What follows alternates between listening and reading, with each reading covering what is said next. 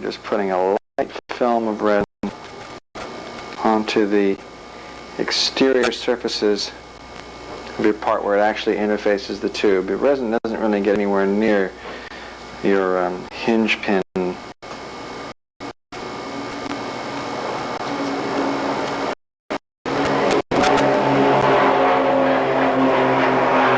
Again, remembering the criterion, it's the hole at the bottom.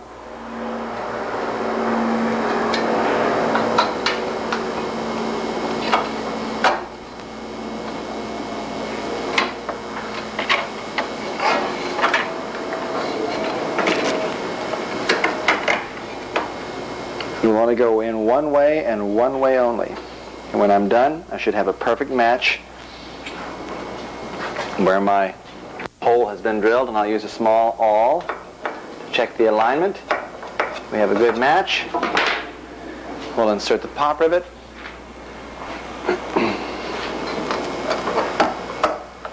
Upset the pop rivet. Do that on all the pieces, and we'll get back to you. We just put the last insert in. Maybe you can see the insert plug in from the bottom. Is it visible, Ron? You can actually see it on the inside. The holes, as I mentioned before, if you have the tube facing forward, away from you, the pivot hole is on the bottom. This is the tube to the left. The tube to the right is the same way. Holes are on the bottom. We did prep the back side of the insert, and we did bond with a safety epoxy. The last pop rivet upset, it's a Monel rivet. that installs the insert. Now we're going to do a quick 80 grit sand of the tube, and we're going to bond the foam in place using this small jig fixture inside with the tube rotated with the foam in place. And we'll be back with you for the same. We've pushed the tube into the foam. You see the foam stuck out here. We took a hacksaw blade and trimmed off a little bit of the extra foam. There wasn't a lot of it on there, but it sort of curled out, so we trimmed it off. And then I took a hacksaw blade into the inside edge of this. You see the aluminum in this area right here? Hacksaw down until you reach the flat on the upper portion of the tube, until you can get onto the flat portion of the insert. Can you see that clearly? So I'm cut right down to that surface. I sawed down the right side, left side, and I hit it with a punch, bent it in, grabbed a hold of it with the needle nose pliers, brought it out, and broke it off cleanly at the top. That allows me to take your tapered at the end hinge pin, insert it.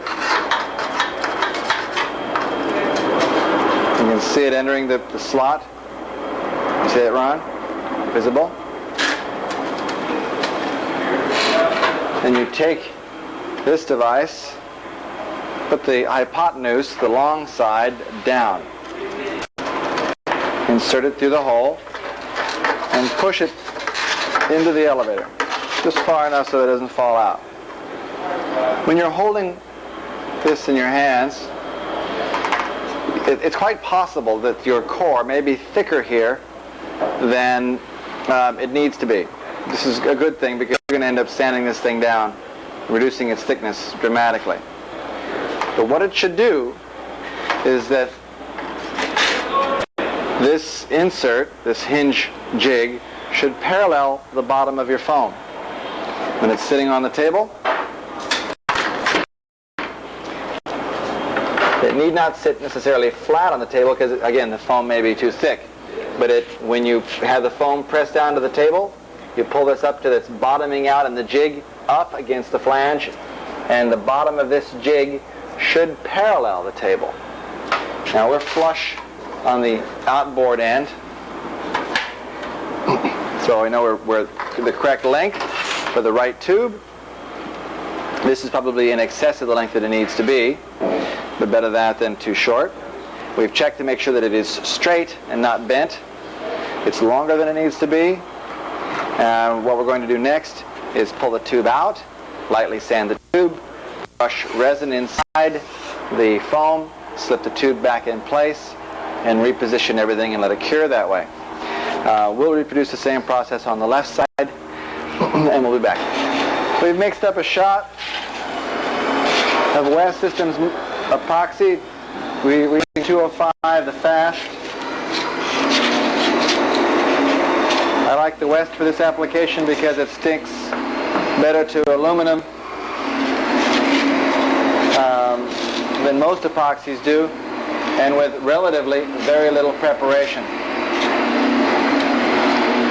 We're going to do this to both sides. I'm brushing in a liberal amount.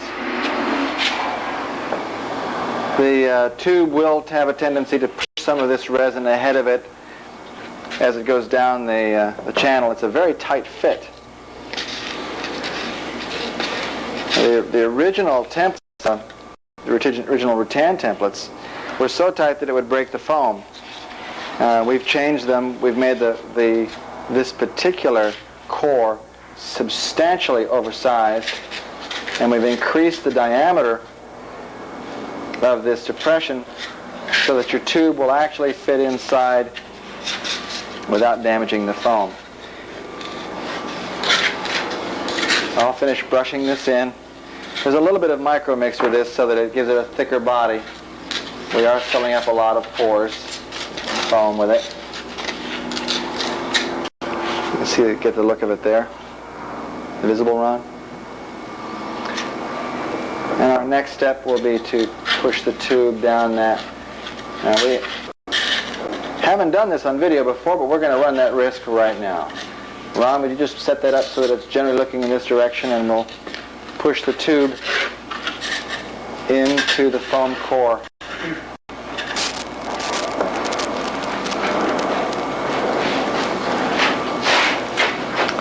All right, I'm going to set it up so that the rivets are down. Okay, there's the first mistake. This is the outboard end. It's the right tube.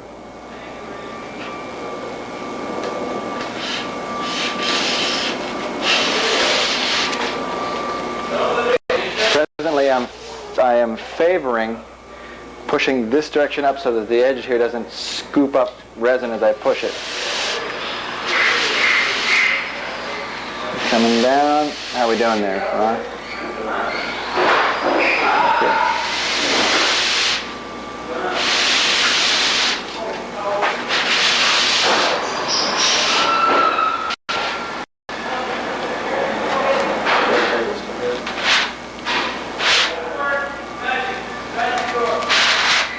Are we making contact? Doesn't appear to be, does it? Making good contact?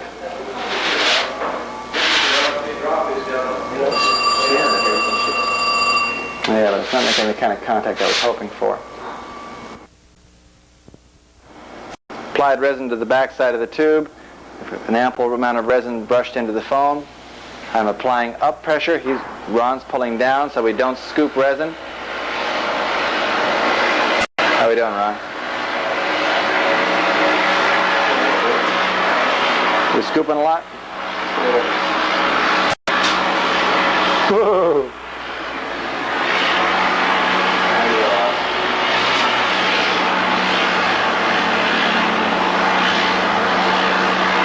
Okay, pull down just a taste on your end, just a taste.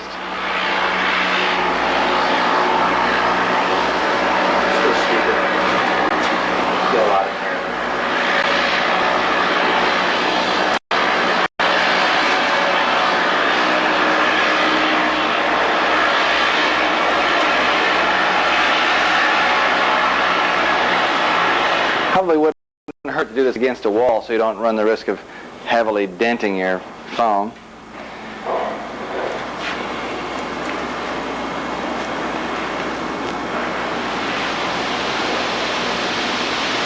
Let me know when I'm flush.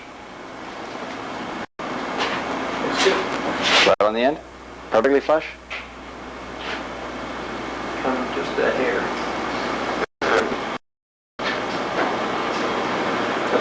Okay. Now that we've got that done, we'll take the section of the elevator that we've notched, remove the foam below it,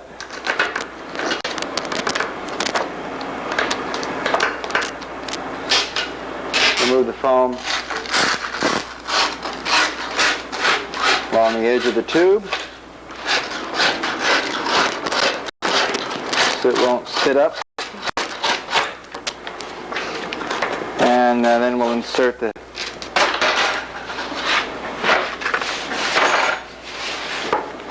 jig.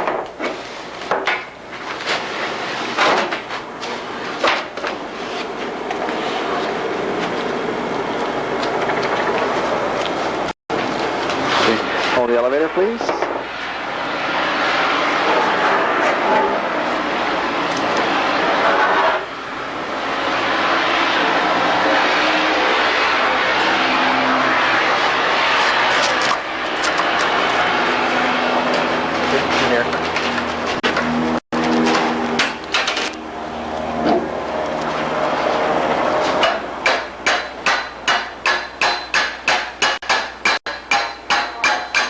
Did it go?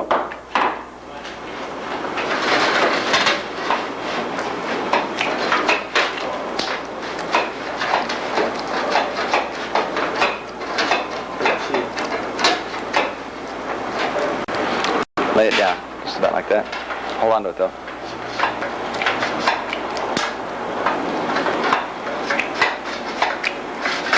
Yeah. Okay, now that we have the tube, the hinge pin inside the insert, hang on to it, Ron, tell me when it's out.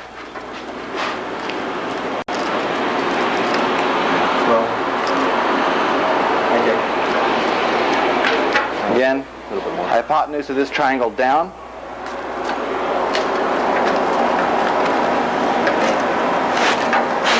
Grab a hold. Push the pin back in place. Clear your table of any debris, and then set it back down again. We adjust the tube until the foam is flat and the jig is parallel to the table. Now we allow this to cure, and at that stage we'll be back to you. Well, good morning. Everything is bonded up. Resin hasn't flowed too freely into our hinge pins, but it did flow a bit around the edges. There is a chance that with the tubes as flexible as they were, with the cutouts in them, any warpage in your foam could warp the tube during the cure. So when you actually do the glass work, that is when you must make sure that the tube is absolutely die straight during that cure cycle, because once it's cured, you'll have a rectangle adjacent to your tube, the fiberglass, that will prevent your tube from ever moving again. But prior to that step, what we're going to do is we're going to sand this foam down until it is tangent to the tube on the surface. You can start with 36 grit sandpaper.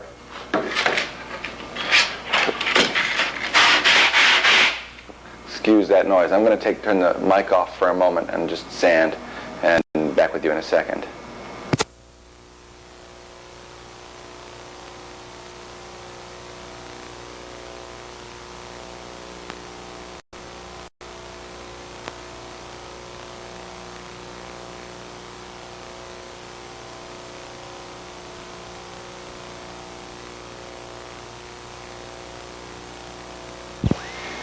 I'm back with you now. What I want to do is describe, at least in one area, what we're going to do.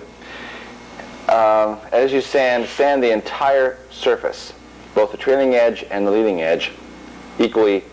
If you're going to remove a 1/16 of an inch of foam here, remove a 1/16 of an inch of foam here. Do its entire length, and when you're finished, As I mentioned before, your tube will be perfectly tangent to this surface. If you put a straight edge on the bottom, it will only touch the tube on the edge. We'll be back with you in a moment after I've sanded this out, and I'll show you what it looks like. Mike.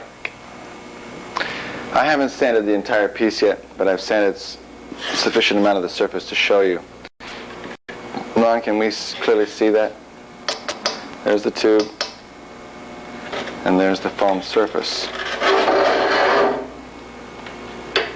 You can hear it striking the tube the same time it strikes the rest of the surface. Dead flat for its entire length while you're sanding. If you have waves in the bottom, don't be concerned. We're going to bag this down to a flat surface. And if there are any inconsistencies in the shape of the bottom of this part, it will go away immediately when you either vacuum bag or weight this down to a table during cure. And if you don't get rid of it then, you will most certainly get rid of it when you glass the top side tying to the bottom and then weight it down to a table. Your elevators are very easy to get perfect shapes and no twist, no bend. We'll be back with you after we've sanded the rest of this part and prepping. Let's sand it off. The foam on the bottom, tangent to the surfaces. We've taken some 80 grit sandpaper. You have the end of the tube here that you can put on the floor and not dent your foam. And sanding away any micro on the surfaces so that you get clean surfaces to do this on. When you do sand this, sand it just prior to glassing. You want to get as good a bond of this aluminum as you can get. And the younger this is, or the longer you leave this exposed, sanded, the sooner it will begin to oxidize, and the process begins immediately. If you're really ultra conservative and paranoid about this, get all your stuff prepared and brush a little bit of resin on the area that you want to do your final sanding on. Take some 360 grit sandpaper, some wet and dry, and sand the surface with epoxy on it. And then leave it lightly damp while you're doing the glassing work and glass the top of the sanded epoxy surface. It'll turn dark. It'll turn kind of a black, almost a gray, as the aluminum mixes with the epoxy. But the epoxy will prevent oxygen from getting to the surface and causing oxidation, and will give you an incredible bond to the aluminum. The next thing that I'm going to mention here is that I talked a little bit about the fact that the foam can actually bend this tube. You see this piece of foam sticking out here beyond the leading edge. When you do your carving to the final shape of this upper surface using a template, you'll find that this foam sticks far beyond the edge of this tube unnecessarily. So we'll just remove it at this point far enough to aft so that I can place this tube against an extrusion, as I have done so here.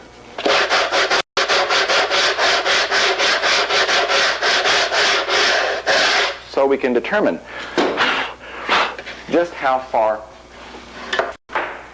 the foam has bent the tube. If you look down here, you can see the tube is fully exposed, and I can make contact. We're bent about 1/8 of an inch. After we're done glassing this side of the tube,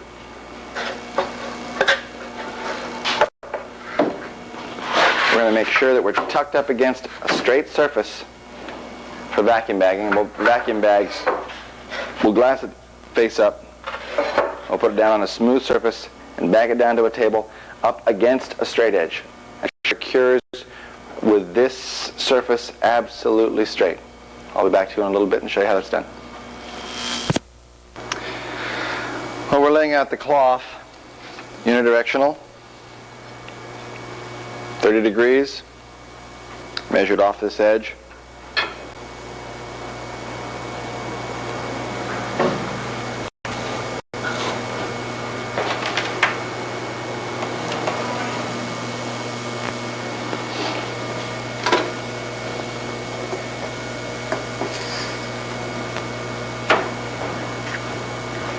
I need to check my figures to see what the width of the cloth is. Be right back. Okay, we're cloth is cut at 5.5 inches.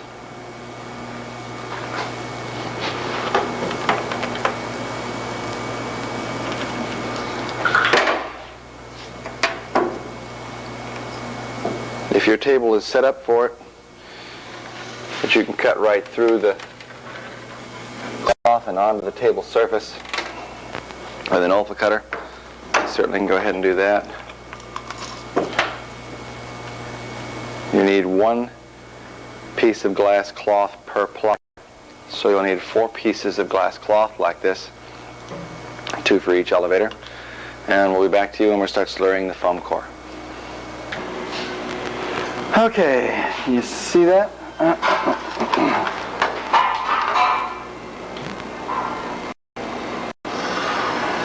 Remember what we did on the shear web? Well, we're not going to be the same angle as we were on the shear web. This is 30 degrees.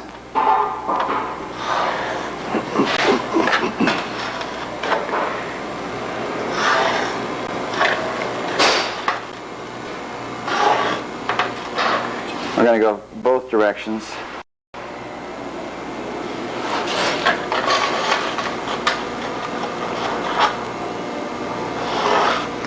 Do this on both pieces of your foam.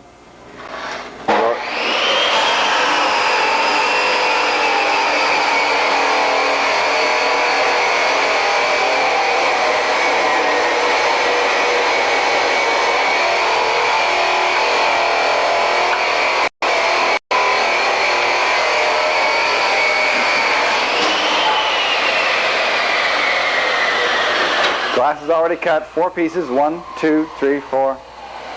The glass is going to lap all the way to this edge on this piece. And now we're going to slurry it, and right after we're done slurring, I'll come back to you and show you the application of the glass. No, I didn't. All right, slurry. Okay, ready?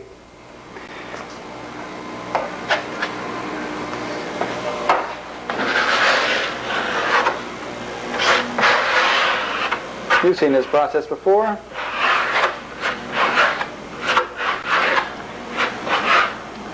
Slurry this time is a little drier. You have to work it a little more. You want your weight at the hinge line as light as is humanly possible.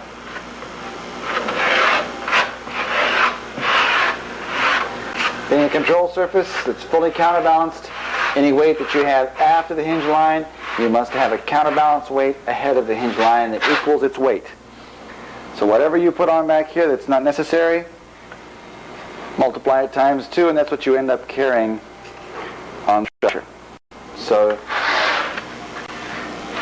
do be careful with your control surfaces. We're going to do this on the opposite surface, and we'll be back with you when it's time to apply our glass.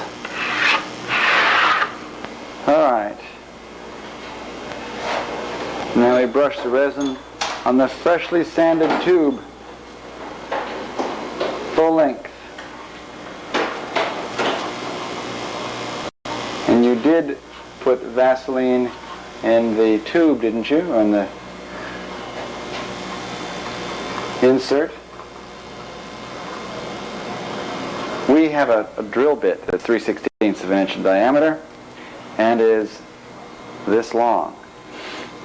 For those of you who didn't.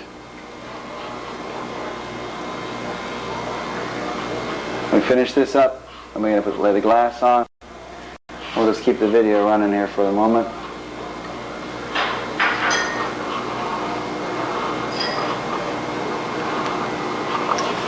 Ron, train your video camera on this so you can see it.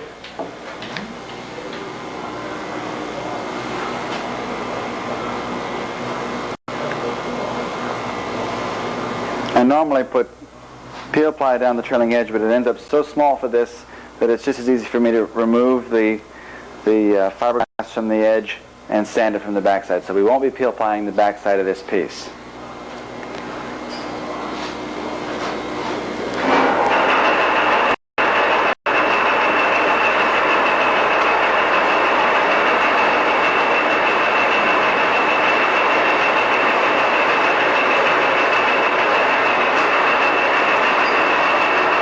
like bid, if you handle this cloth incorrectly, it will stretch on you.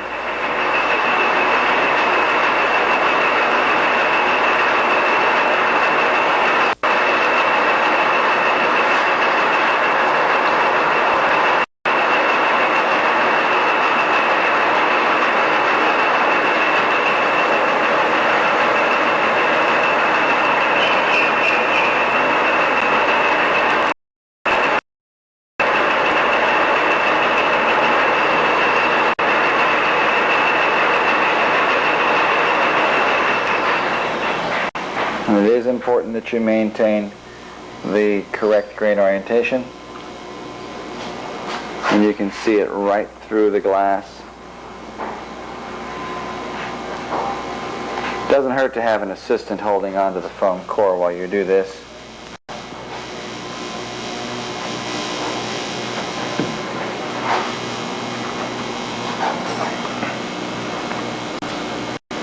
Tuck it up right up against that foam. Your next operation will be to make a set of templates for carving the upper foam surface.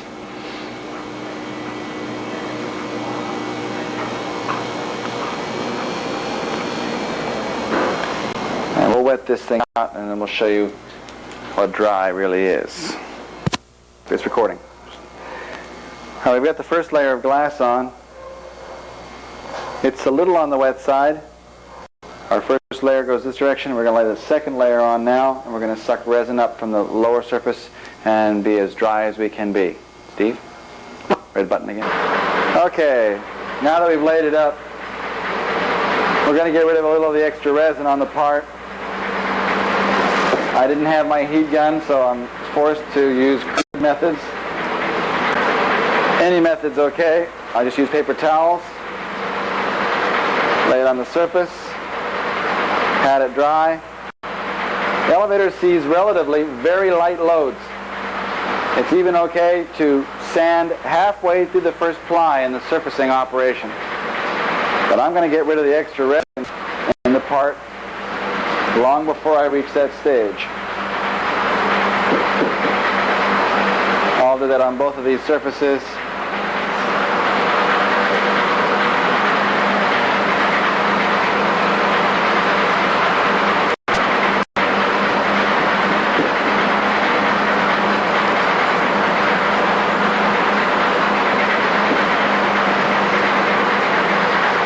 I mentioned before, any weight after the hinge line, you're going to have to counterbalance with lead forward of the hinge lines. So it's very important that these parts be very light. And about the only thing that can kill you in an airplane in flight is flutter. And weight after the hinge line of any control surface is directly related to whether or not a part can or will flutter. So get that weight after the hinge line down.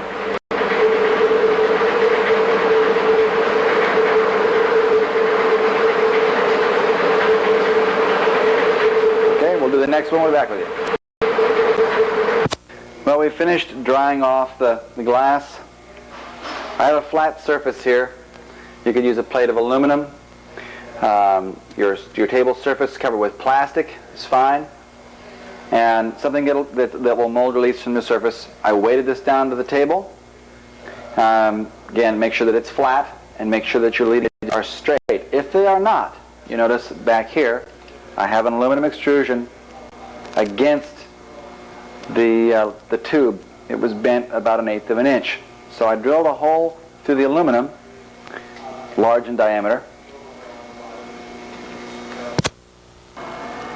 As I was mentioning, I drilled a hole through the aluminum extrusion with a 1/4 inch drill, and then with a number 20 drill, which is about a little under 3/16 of an inch, I drilled some holes. I drilled a hole into the middle of the elevator, in line with this hole, and then lightly tightened the screw until the two surfaces pulled together. Then I weighted it carefully down to the table.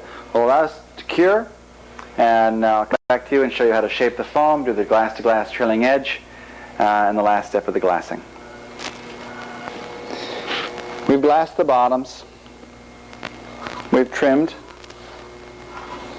We've trimmed the trailing edge to the foam.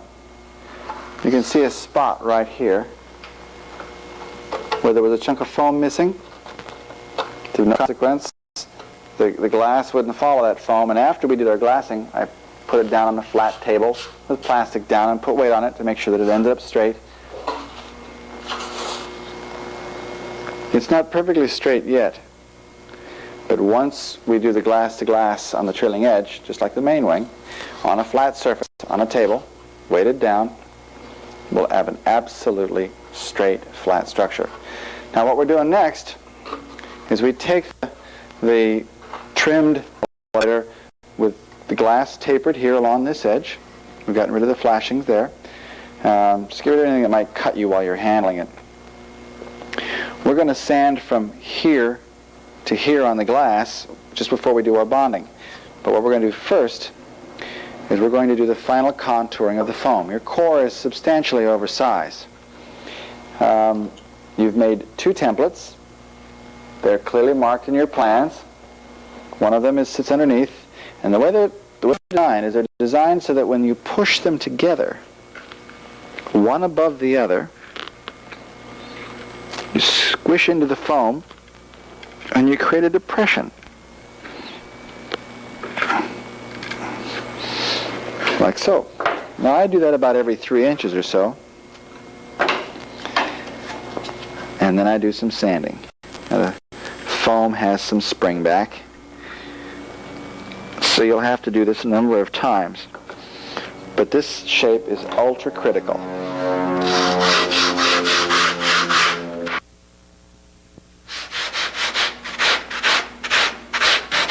At every stroke of this sandpaper, I stop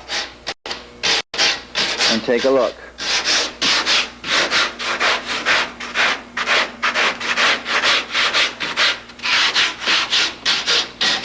And as I sand, some of the compression that I have done relaxes.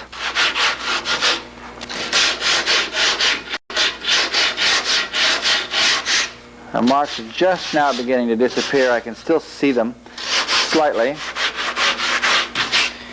Now I take the top template and I check it. Pretty close. Pretty close. Pretty good shape. Now let's see what we've got underneath. We'll go right back to a previous mark. Set on top. That's pretty close. Now let's go between marks where we didn't do some compression.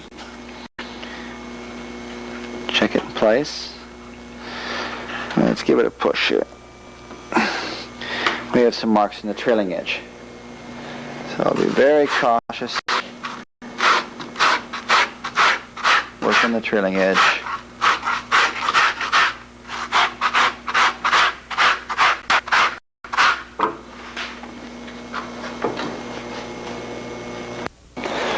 Alright, we're back. We forgot to white balance the camera on that last shot, so no big deal. But we're going to do that from one end to the other, and then we're going to very carefully check those contours again. The last thing we're going to do is there's a mark on your template, I don't have one on mine, that shows a small notch right here. And that notch represents the trailing edge of the elevator. Is that visible, Misha? Can you see it? I'm getting closer. Right on the end. Hold on. Show it again. To the notch? Yeah. We check that notch at the back end and the front end. And the elevator is not, it is a glass-to-glass trailing edge, but when you're done with your contouring, it'll be almost 1/8 of an inch thick.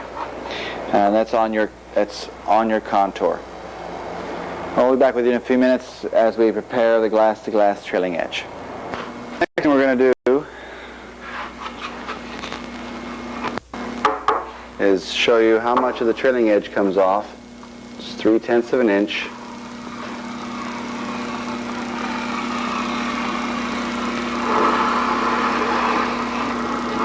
It's actually about 1/4 of an inch there.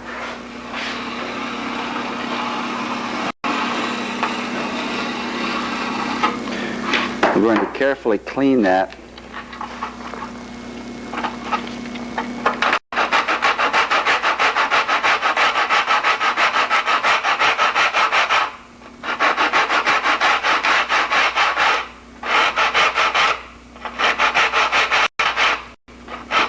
its entire length.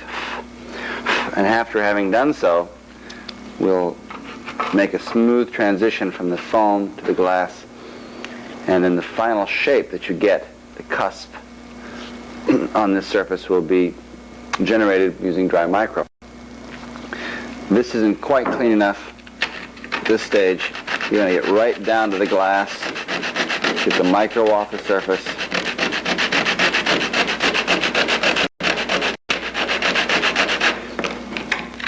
You could actually use a chisel here, but that's pretty close to the surface. You can see the mottling in this surface. Sand until that is pretty much gone, and you can actually see the individual filaments of glass.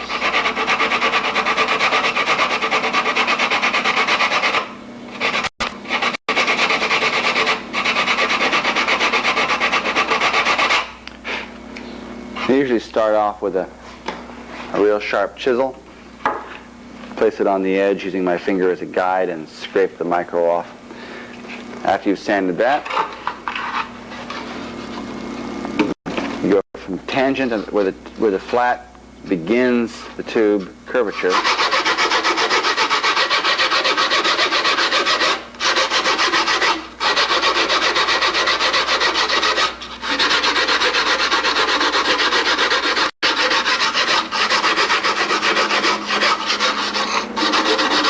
you can sand beyond that if you wish, but for the moment, just make sure that you're prepped on the tube for where your glass on this surface laps to here. We'll be back with you after we've finished prepping this one, getting ready for our slurry. One little trick you might want to try is you place your elevator trailing edge directly against the back of a table with a smooth edge. Make sure it's sanded with no glass or splinters on it, and use your fingers riding up against the back side of the table. That way you can hold onto the sandpaper, push down with your thumbs on top of the glass. You can put firm pressure on it and cover large areas. You can clearly see how the glass has been cleaned up there. I'm going to move on down here a little ways.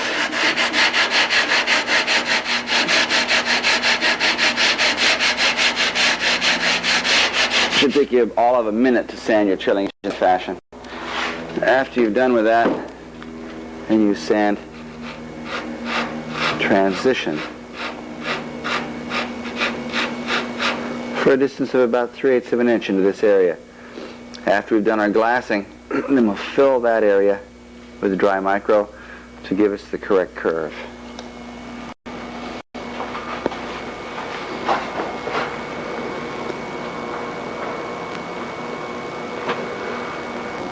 Okay, we've finished shaping and sanding both elevators. This edge is well sanded.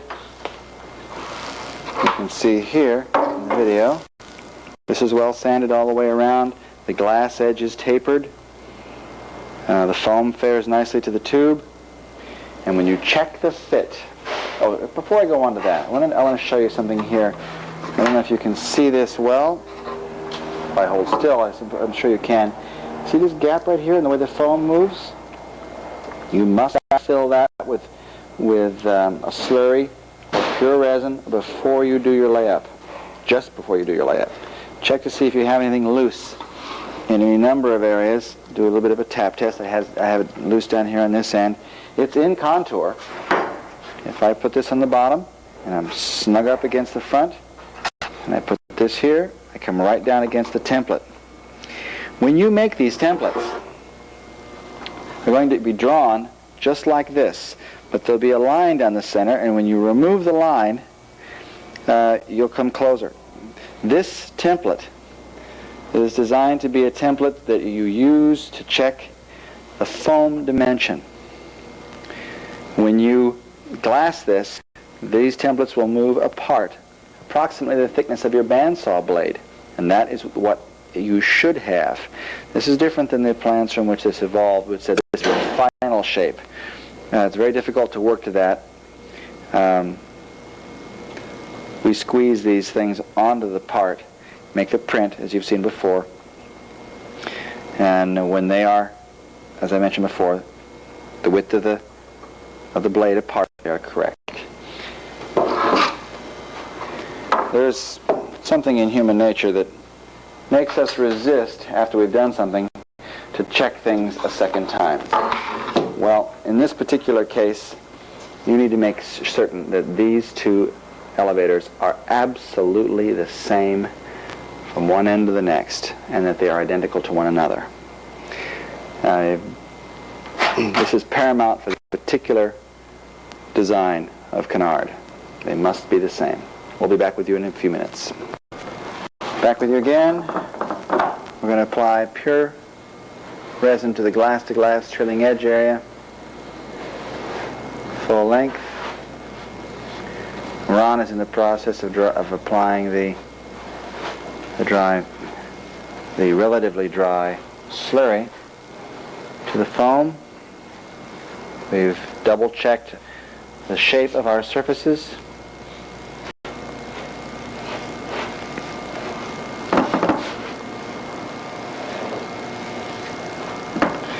And if we haven't stressed shape on these elevators enough yet, I'll do it again. Nothing's more important on this airplane than the shape of this elevator.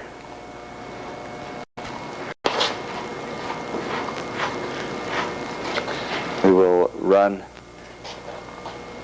epoxy like this down the entire length, and when we're done with the slurrying operation, we'll be back with you. There's also some dry microfill to do in a few minor places. You look down, you may be able to see on Ron's leading edge in this area, there's a nice sized divot. We'll brush resin on the tube, and then we'll fill that with dry micro before we do our layup.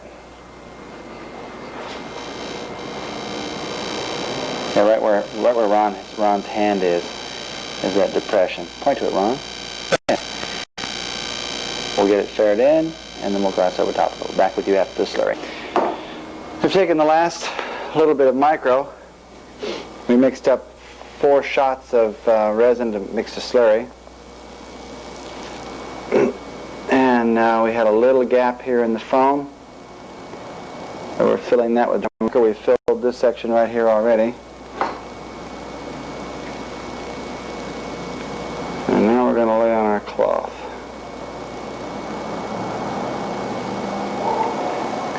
You notice that we left out the 30-degree marks on the foam core.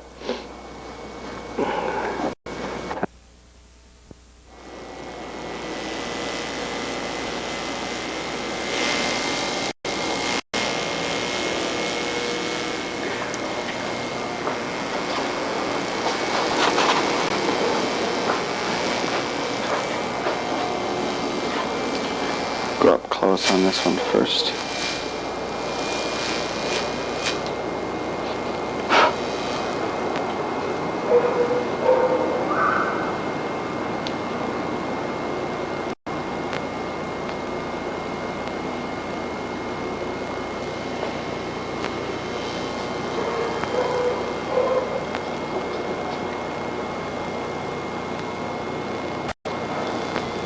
We may have cut this too narrow.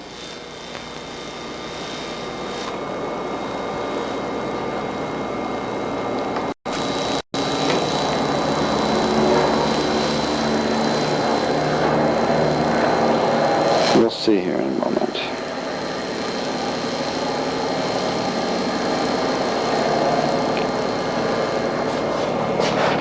Yeah, we cut it too narrow. We'll be back. Just saw that we made a mistake in our dimensions and cut the cloth to the wrong width. The first layers were 5.5. These need to be at least 6.5. And as is the case with bid, when you pull on them, they will stretch in length. So wrap this around the corner and make sure that it reaches the tangent point on the bottom of the tube, which it does, right on the money.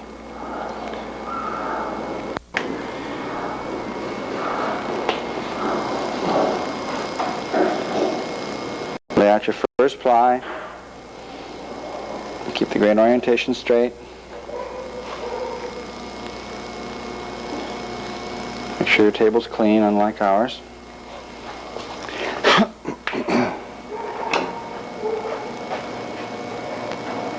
Make sure you get a full wrap to the tangent portion of the tube, tangent to the flat on the bottom.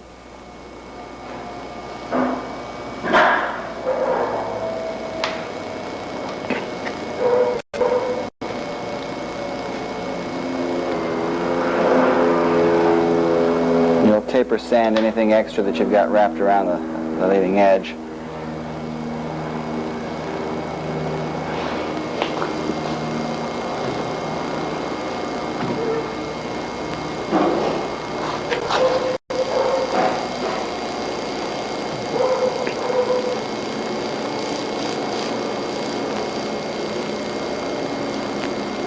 Cut off the excess and put it out. Okay. Now we're doing the most difficult portion of this whole layup is wrapping this leading edge. You can pick it up, wet this section out.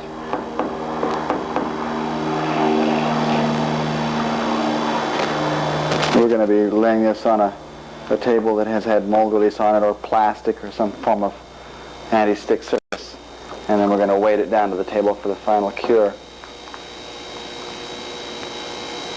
And we'll be back to you when we're putting down the next layer. Okay, we have the first ply on and extra resin removed.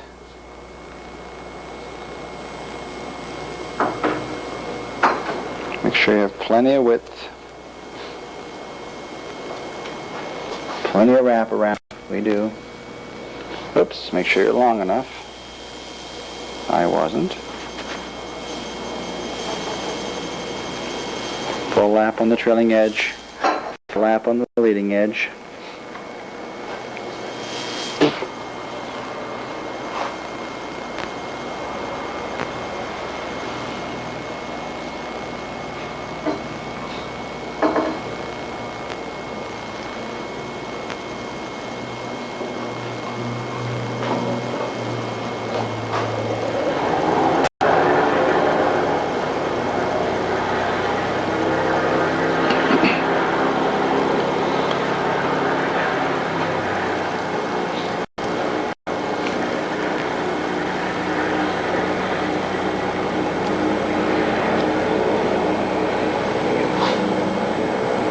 Okay. We wet this out, and we do the same paper towel application we did before. And then we'll be back to show you the weighting of this on the table.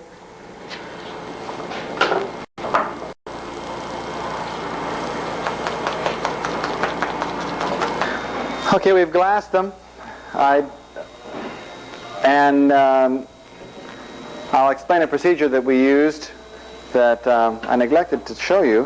What you'll do is you'll take either packing tape, clear plastic, or silver tape, and cover an extrusion or whatever you've got, stiff and flat, straight, on a flat table. You put your elevators down on that table and set your extrusion right on top of the trailing edges, extrusion or whatever you use, and then weight them so that your trailing edges are pushed flat onto the table surface for the cure of your trailing edges. This is before they harden. The silver tape obviously prevents your extrusion or whatever from bonding to the trailing edge. Now I'm going to show you here what the result was of this operation. I hope I'm in focus here. The extrusion came right to this point and created a straight trailing edge. I hope you can see right down the trailing edge there, but it is straight and it's flat.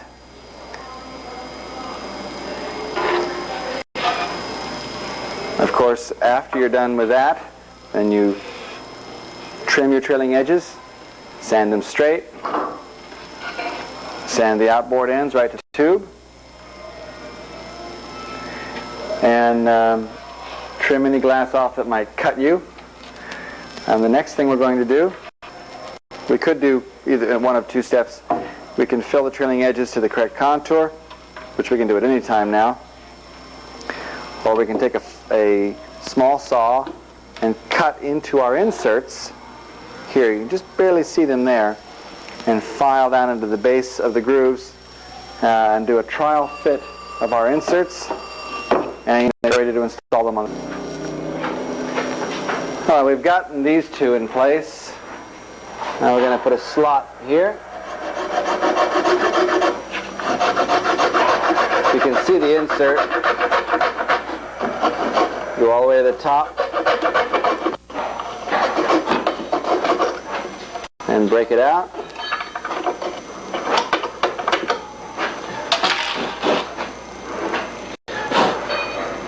Some grinding has to be done at the very back to make access for the back end of the bracket. But you have to go all the way to the aluminum on the top side. If you look at it in this fashion, you grind all the way to the top side using a file.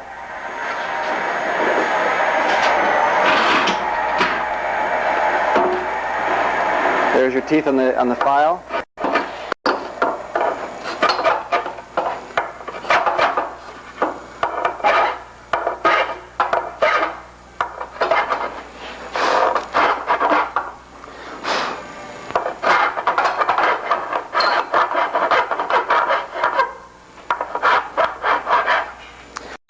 When you're done with this operation, quite likely you are to end up with a hole behind the tube. Grind that out a little bit and fill that with dry micro. We won't have to even turn them like that. We'll be doing that to both sides. And we'll be back with you in a moment.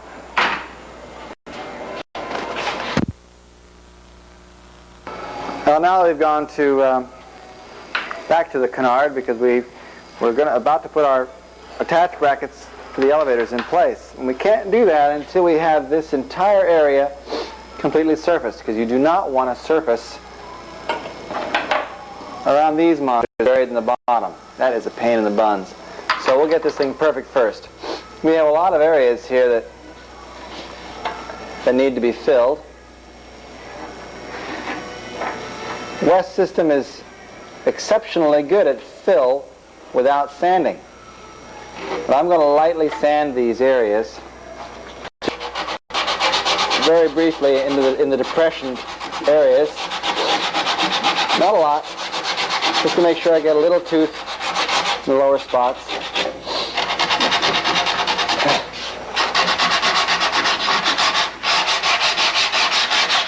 They're clearly below contour.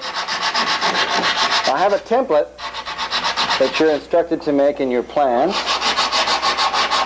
That is the precise shape of the S contour on the bottom of your Canard. This is what it looks like. Fits right in the bottom. There's a little gap here. This area is not nearly so critical as is this area. We'll do a fill along the bottom, and then I'll screed this along the surface and make a smooth pass. We'll show you that actually fill job. Okay, we've gotten a rough coat on. We've done squeegeeing on the rough coat, relatively dry. You can see it building up there slowly and putting. Well, that's pretty normal when you put on a dry coat. So the next thing we're going to do is put on a relatively wet coat and run it down its entire length. This is a messy process, and it's called screeding. It's spelled S-C-R-E-E-T.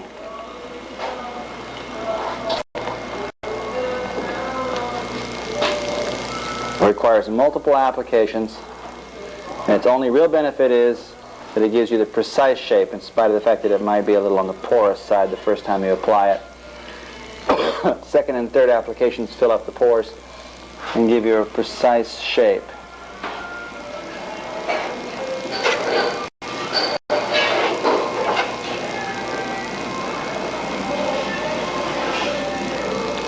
these black lines in this area here, where we had low spots before. Get the surface wetted. Now the first layer, just about 10 minutes ago, is already dried enough to the point where it isn't pulling when I run this material across it. This is desirable. And now we'll make our next pass.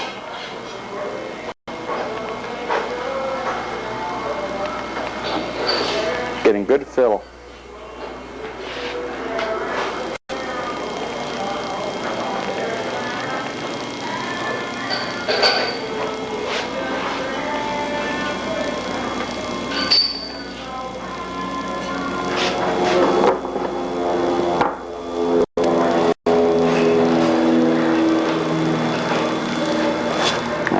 Pass in this area.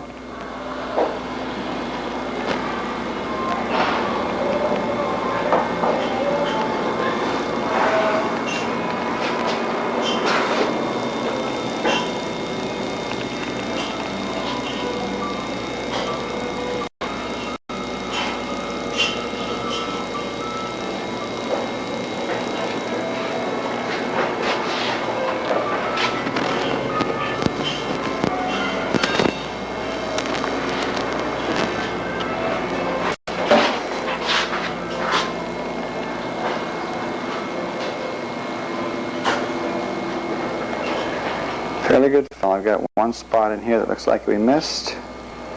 So we'll go back and fill that area and come back and make another pass. And we got it that time. We're going to let that partially cure. Do the same thing to the opposite side, and I'll be back with you in a moment.